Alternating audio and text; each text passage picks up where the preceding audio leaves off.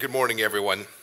I want to first thank Minister of Foreign Affairs Julie Bishop and the Minister of Defense Senator Marise Payne, as well as their team for joining us here in California. Since Secretary of State George Shultz and Admiral William Crowe traveled to Canberra for the first AUSMIN in 1985, our two nations have grown much closer, and I expect that will continue. We're proud to call Australia one of our best friends and strongest allies. They're truly that all across the world, and we will continue to work closely together on a range of key bilateral and global issues. Secretary Mattis and I have had 2 great days of meetings with Foreign Minister Bishop and Defense Minister Payne. We coordinated closely on aligning our strategic priorities in the Indo-Pacific and beyond. We also reinforced our commitment to ANZUS Treaty, which came into force in 1951 to coordinate how we meet common threats. I'll let Secretary Mattis speak more directly on our shared security efforts, but I can say that on that front, our cooperation and our efforts and our alliance is rock solid. We also strategized on how best to pursue our shared vision of a free and open Indo-Pacific. Both of our countries will continue to work with like-minded partners to protect freedom of the skies and seas, to promote market economies, to support good governance and liberty, and to insulate sovereign nations from external coercion. Next week, a week from yesterday, I'll be articulating more closely and more completely our vision for a thoroughly successful Indo-Pacific economic relationship. I'll be speaking to Indo-Pacific Business Forum in Washington, along with Secretaries Perry and Ross. But make no mistake about it, the economic relationship between our two countries is strong, whether that's foreign direct investment, the work that we do on technology together, the fact that we have Australian students here and American students learning there. The economic relationship between our two countries is unrivaled in the world, and I think everyone in the region should know that. The United States and Australia speak with one voice also in calling for a final, fully verified, denuclearized North Korea, as agreed to by Chairman Kim. Australia has been a great supporter. They understand that the pressure campaign against the DPRK, including the continued enforcement of sanctions, is an imperative for the world to successfully succeed in denuclearizing North Korea. Our teams at the Department of State and Department of Defense will keep doing their part to strengthen this alliance that has done so much for our two nations and for the regional and global peace and stability. The United States and Australia both know we can count on each other constantly, even as challenges present themselves in an era of great competition and uncertainty. And I'd like to now invite Foreign Minister Bishop to say a few words.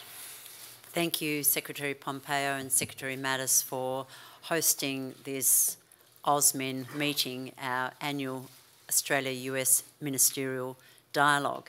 And both Senator Payne and I were delighted by the warm welcome. We think it is so fitting that it should be here on the West Coast, as we both have a key focus on peace and stability in the Indo-Pacific. It was also fitting that it should be held at the Hoover Institution, for the 31st President of the United States, after whom this institution is named, spent a number of his formative years in Australia and was a key player in the establishment and building of our global mining and resources industry.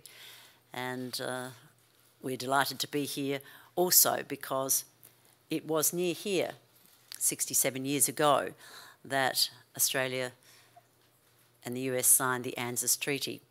So this is an opportunity, and has been an opportunity, for us to confirm the strength and the steadfastness of our relationship. We reinforced our collective commitment to the alliance, and we spoke about ways that we can continue to work together. We have a similar view on so many regional and global issues, and we are aligned in so many important ways. Ours is a partnership about promoting stability and security and prosperity in our region, and we discussed ways where we can continue to work closely together to enhance that commitment, including in economic engagement. We're certainly looking forward to your upcoming speech on the US's engagement, economically speaking, in the region. Over 2 days and 5 working sessions, we covered a lot of ground, and we have produced a fact sheet which sets out our joint work plan. These meetings are great opportunities for us to reassess our priorities and then confirm what work we're going to do together in the future. A key focus of this AUSMIN was our commitment to the Indo-Pacific, and this is arguably the world's most dynamic region. There are many opportunities, but also many challenges. The United States is the global bastion of freedom and democracy, and the great appeal of the United States, and one of its undoubted strengths, is its network of alliances and partnerships around the world. And so, as allies and partners, we discussed ways that we can work more constructively with countries in our region, including the 10 members of ASEAN, with China, with Japan, with India, and with the Pacific Island nations. We did discuss challenges, and we congratulate the United States on the recent Singapore summit and your efforts in bringing stability to the Korean Peninsula, and we certainly back your efforts in that regard. We discussed Middle East conflicts, we discussed our work together in countering terrorism, we discussed foreign interference, the cyber challenges that we face. We also discussed many great opportunities for greater trade and investment. Our two countries are already strong trading partners. The United States is one of our most important, if not our most important economic partner, given the level of investment that the United States makes in Australia, as well as our trading relationship. We enjoyed very much working with you. We're looking forward to a deep engagement over the next 12 months as we lead into AUSMIN 2019, when we will host you in Australia. Thank you. Well, thank you, ladies and gentlemen, for being here with us this morning. I was honored to join Minister Bishop, Minister Payne, Secretary Pompeo as we concluded our 28th Australia-United States ministerial talks. And the talks were an excellent opportunity to bolster our relationship, in my case, the security relationship, and to reaffirm our steadfast alliance and close collaboration. In these past 12 months, we have strengthened our defense cooperation in many tangible ways, finalizing our respective national security and defense strategies to address shared threats and increasing our coordination of joint capabilities development. We've enhanced our interoperability and our cooperation in the region through Exercise RIMPAC and numerous other exercises, and that's continuing our 100-year tradition of teamwork, or mateship, as our friends from down under call it. Minister Payne and I signed a cyber memorandum of understanding to enable our countries to perform research and development and together advance our combined cyber capabilities. And our Marine Rotational Force in Darwin will reach the previously agreed upon number of 2,500 on a timeline determined by our host nation partner, Australia. These actions, to borrow a phrase from Minister Payne, demonstrate that the United States and Australia will walk the walk in the Indo-Pacific. We share the same strategic goal to ensure a free, open, inclusive, and prosperous Indo-Pacific, where nations large and small are respected and accorded the protection of international law. The joint work plan we put forth today will help bring this goal to fruition with concrete steps to enhance U.S.-Australia cooperation across our governments by further integrating our combined military operations and committing to step up U.S.-Australian coordination and engagement across the region, including the noted Pacific Islands. Regarding North Korea, we will keep the pressure on the regime's denuclearization through the enforcement of the UN Security Council's international sanctions, imposed with the Security Council's unanimous backing to prevent ship-to-ship transfers of energy supplies. We have also partnered on defense innovation. There, we will explore all opportunities for deeper defense industry collaboration now that Australia is included in the U.S. national technology and industrial base. Overall, our discussions furthered cooperation on these and more issues, strengthening our response to various security challenges.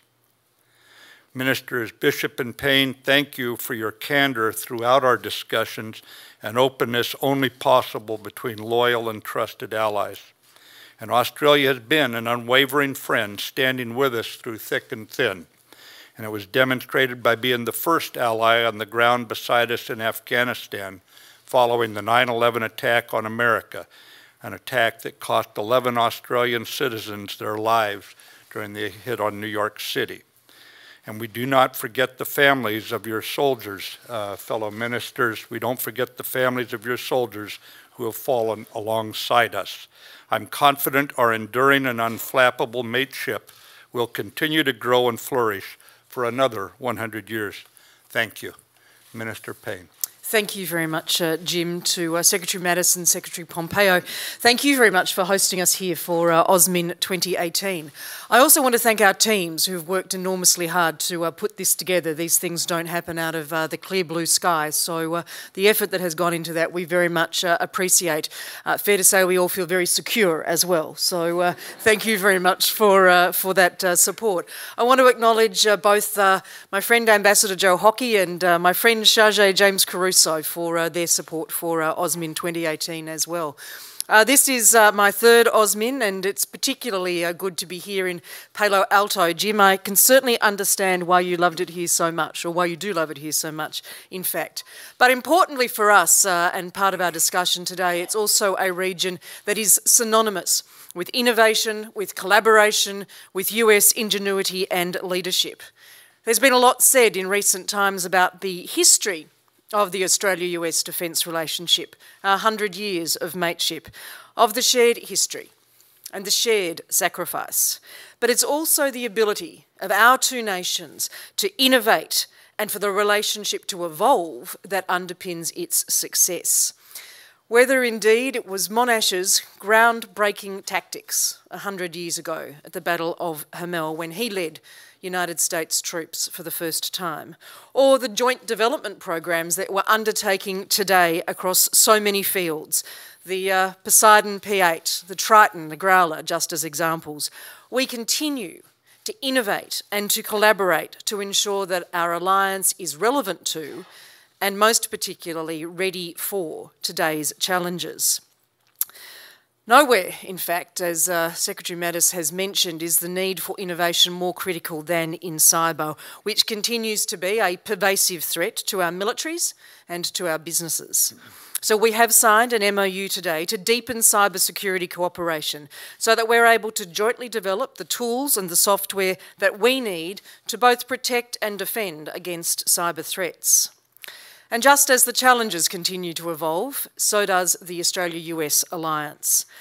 We, however, remain absolutely committed to working with the US to ensure that that alliance remains strong and responsive to emerging threats, especially in our region. Together, as Secretary Mattis has said, we continue to work side by side around the world, as we've done for the past 100 years, to pursue our shared values and those interests that we hold so dear. Indeed, as we speak, more than 1,600 Australian defence personnel are participating in the world's largest international naval exercise, the US-led Rim of the Pacific, or RIMPAC. We've all benefited from the region's stability for decades. It's been underpinned by the rules-based global order. And both Australia and the United States are committed to working with our allies and partners throughout the Indo-Pacific to ensure that the region remains open and inclusive and prosperous. And we agreed this week that we will further our cooperation to promote the security, the stability and the resilience of our Pacific Island neighbours as well. Whether it's through exercises with our allies and partners or building regional capacity to respond to what are shared challenges of counter-terrorism, of humanitarian disasters or maritime security, there is much that Australia and the US do together and can do together to strengthen the security of this region. In relation to North Korea, we are very clear that we're committed to strengthening cooperation to achieve the final, fully verified denuclearisation of the DPRK. and of keeping a focus on sanctions enforcement as well. We also discussed the potential repatriation of personnel missing in action from the Korean War following the historic Singapore summit. Australia has 43 personnel missing in action in the demilitarised zone and in North Korea. Their unknown fate continues to be a source of pain and mystery to their families. We've provided dental records and DNA information from Australia to assist in the identification of any remains that may be provided to the United States.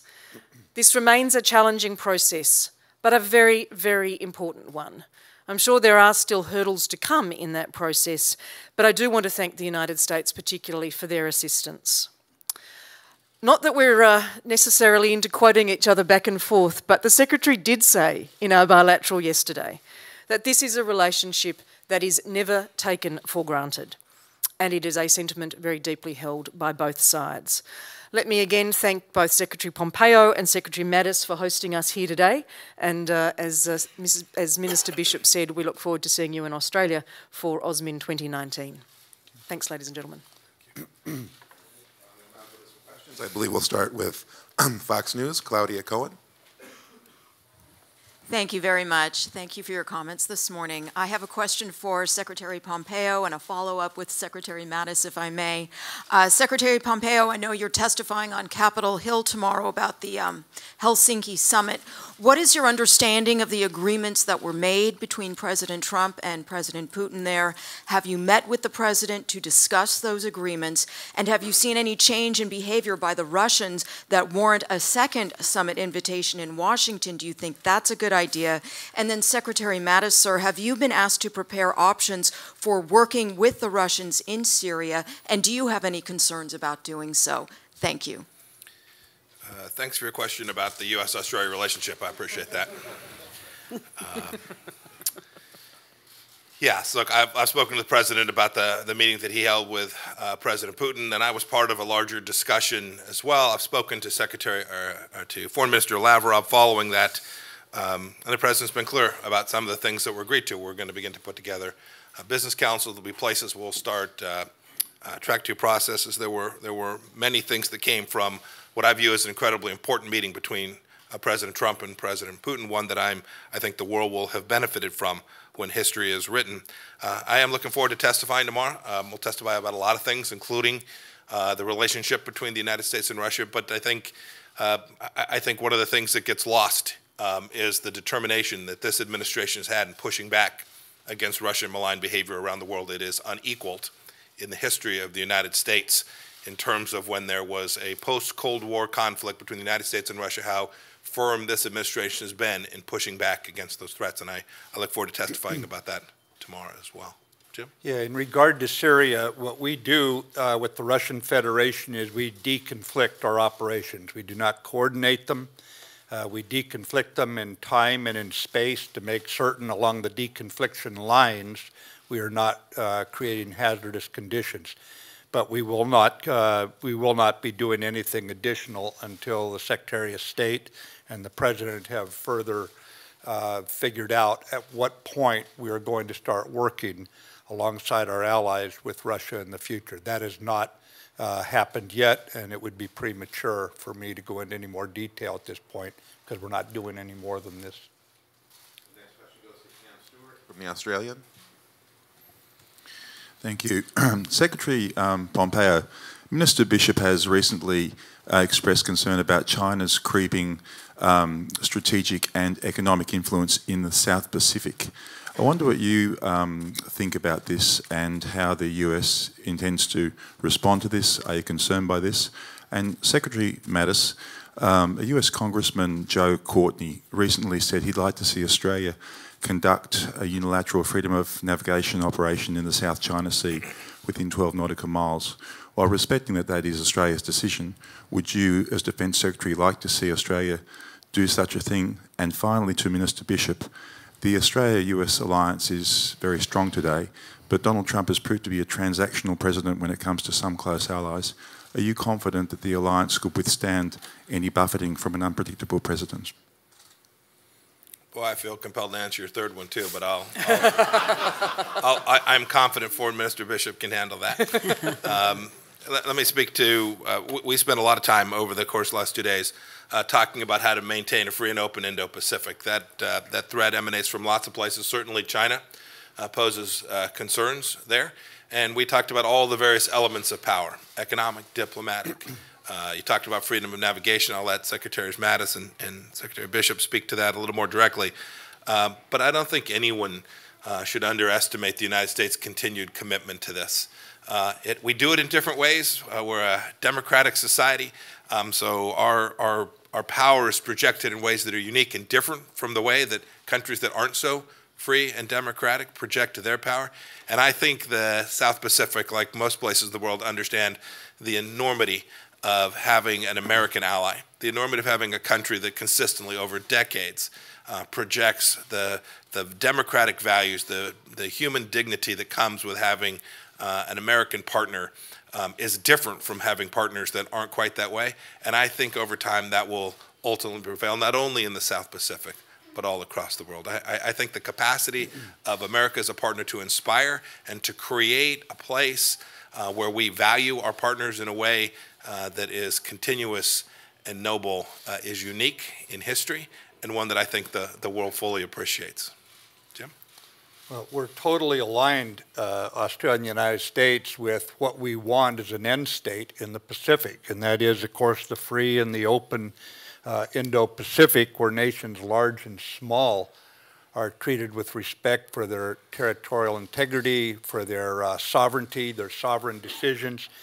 And I think that as we look at the South China Sea, our concern is that features that have never been militarized before have been militarized by the PRC. We've been very, over several administrations, we've been very clear, we disagree with that.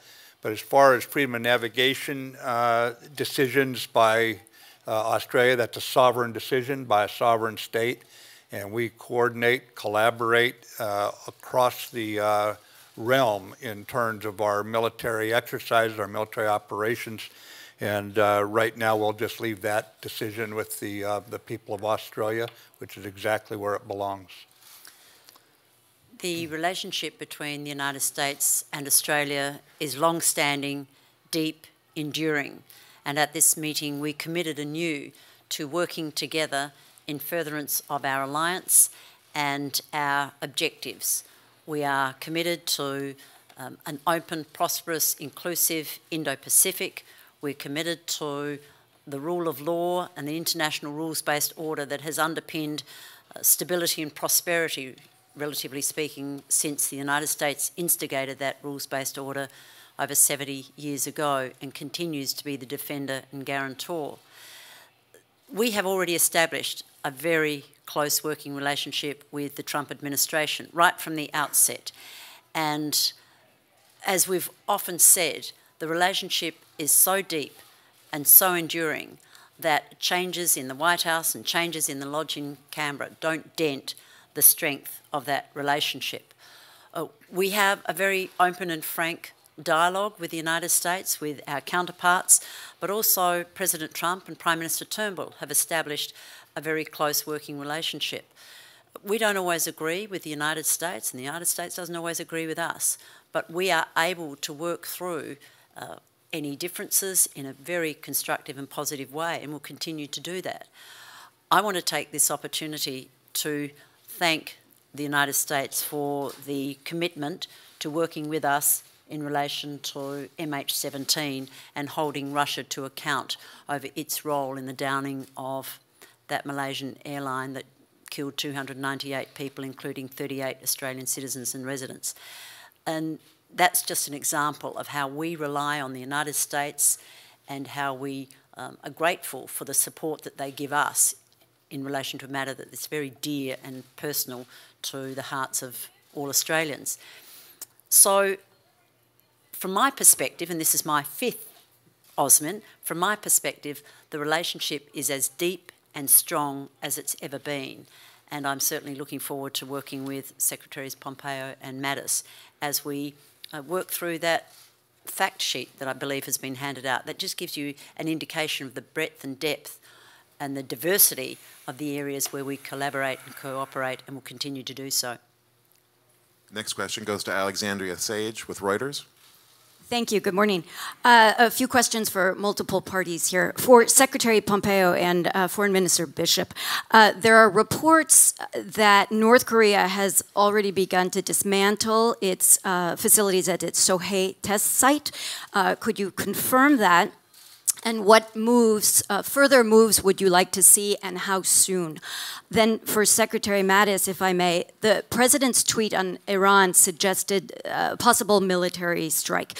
Where do you see the red line that Iran would have to cross for the U.S. to engage in military force? And are you concerned about some miscalculation between U.S. and Iranian forces in the region based on this escalating rhetoric? Finally, if I may, Foreign Minister Bishop, could you please update us as to how recently you may have been in touch with authorities in Myanmar for the release of our Reuters colleagues who have been tortured under custody? Thank you. So let me take the first one first, and then I'll turn it over to Secretary Mattis. So we've seen the open press reporting about the missile engine test site. It'd be entirely consistent with the commitment that Chairman Kim made to President Trump when the two of them were in Singapore together, made that commitment to them orally. We've been pressing for there to be inspectors on the ground when that engine test facility is dismantled, consistent with Chairman Kim's commitment. And I'll leave it at that for this morning. The second part of your question was, what further steps would you like to take? That's easy. They need to completely, fully denuclearize. That's the steps that Chairman Kim committed to, and that the world has demanded through UN Security Council resolutions. It's that straightforward. Yeah, on Iran, I think that what we have to look at is the destabilizing influence that Iran has consistently portrayed and demonstrated throughout the region. And the only reason that the murderer Assad is still in power, the primary reason, is because Iran has stuck by him, reinforced him, funded him. We see the same kind of malfeasance down in Yemen, where they're fomenting more violence down there. We've seen their disruptive capabilities demonstrated from Bahrain to the kingdom. And it's time for Iran to shape up and show responsibility as a responsible nation. It cannot continue to show irresponsibility as some revolutionary organization that is intent on exporting terrorism, exporting disruption across the region. So I think the president was making very clear that they're on the wrong track. In relation to North Korea, Australia stands firmly with the United States and the international community in holding North Korea to abide by the numerous UN Security Council resolutions that banned its nuclear weapons and ballistic missile programs, and we will offer whatever support we can in the process of verifying the complete dismantling of those programs. In the meantime, we will continue to enforce the sanctions and assist in the enforcement regime to ensure that North Korea is held to the promises it's made to the President and to the United States about denuclearisation. We're all seeking stability and security on the Korean Peninsula, and the full and verifiable denuclearisation of North Korea is fundamental to that. In relation to the two Reuters journalists that have been detained in Myanmar, our officials have attended every one of the hearings that have taken place. We are aware that the judge has now committed the two journalists to trial. We are in contact with the journalists' lawyers, and we will continue to make representations through our embassy in Myanmar to the government. Of course, there is a judicial process, a legal process underway, but we are maintaining a very close eye on this particular case, because it does go to the whole question of the freedom of the press in Myanmar and the integrity of its legal system. but we are working very closely with other like-minded countries on this, and we will continue to be present through our representatives at each of the court hearings, and we'll also continue to make representations through our contacts with the Myanmar government. The last question is to Ashley Mullaney with Channel 7. Secretary Pompeo, I have a question today from Anthony Maslin and Marie Norris of Perth, Western Australia. Their young children, Mo, Evie and Otis, were murdered on flight MH17, along with their grandfather and 294 other innocent people. This is a question on their behalf, in their words. That the plane was hit by a Russian missile has been proven to be an irrefutable fact. That this killed our 3 beautiful children and their grandfather and destroyed our life and many other lives has been proven to be, is rather, an irrefutable fact. Secretary Pompeo, will the United States, our friend and ally, help Australia hold Russia to account, and how? Well, I appreciate the question from you, from them. It's my condolences to their family. It's indeed a tragedy.